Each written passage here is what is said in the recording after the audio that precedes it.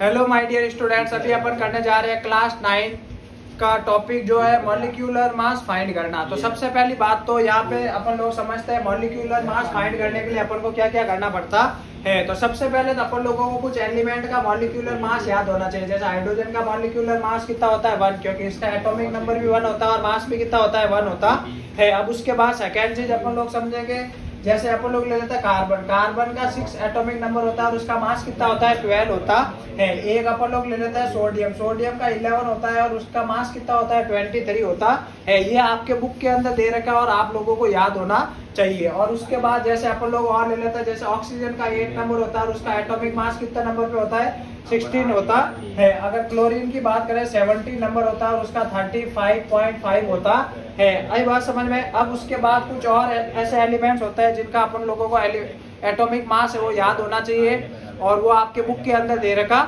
है। जैसे मैग्नीशियम का 24 हो गया।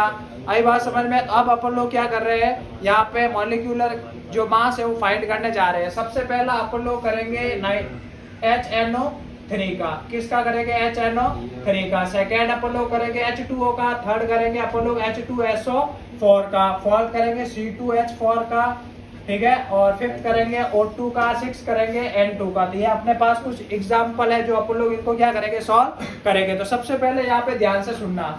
हाइड्रोजन कितना आपके पास 1 और हाइड्रोजन का एटॉमिक मास कितना होता है 1 होता है। प्लस नाइट्रोजन कितना है 1 और नाइट्रोजन का एटॉमिक मास कितना होता है 14। यहाँ पे ध्यान से सुनना। देखो hydrogen, helium, lithium, beryllium, boron, carbon और नाइट्रोजन। नाइट्रोजन का एटॉमिक नंबर कितना है भाई 7। तो उसका एटॉमिक मास कितना होता है 7 का डबल 14 होता है, याद होना चाहिए।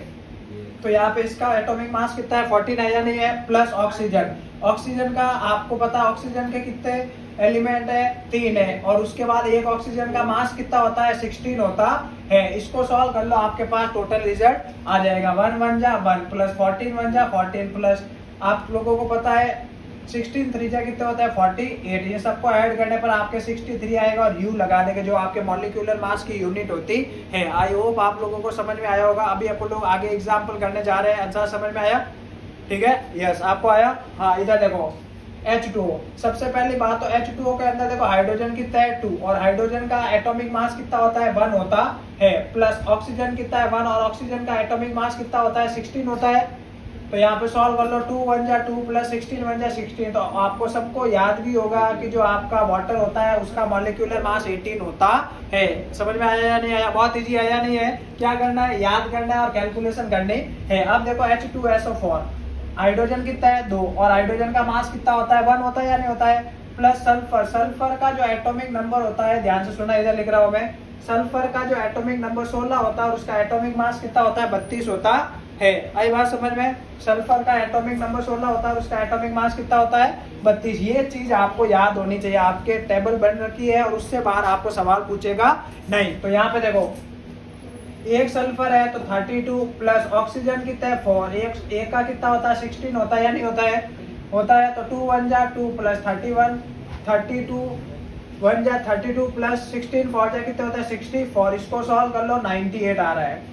आ रहा है या नहीं आ रहा है। कैलकुलेशन आती है, जोड़ आती है बेटा सबको। इधर देखो ये आपकी कितना 34 34 4 और 4 8 और 3 और 9 आपके 3 और 6 9 हुए या नहीं हुए। आई होप आपको इजी समझ में आ गया होगा। अब देखो नाइट्रोजन। एक नाइट्रोजन का कितना होता है 14। तो 14 2 जा 28 हुआ या नहीं हुआ।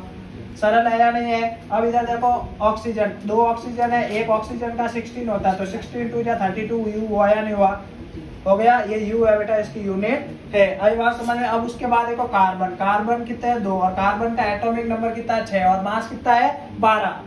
तो यहाँ पे 2 × 12 प्लस ए हाइड्रोजन कितना है 4 और एक हाइड्रोजन का कितना होता है 1। तो यहाँ पे 12 2 जा 24 प्लस 4 1 जा 4। तो आपके पास 28 यू आया या नहीं आया।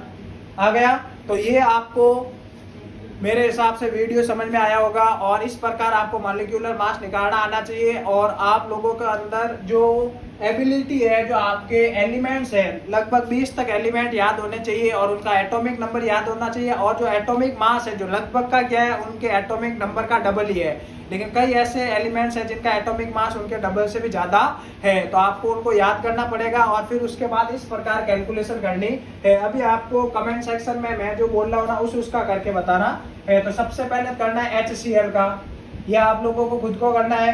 उसके बाद ये आपको खुद को करना है C2H2 का, और एक आपको बहुत ही ईजी दे रहा हूँ मैं, CH4।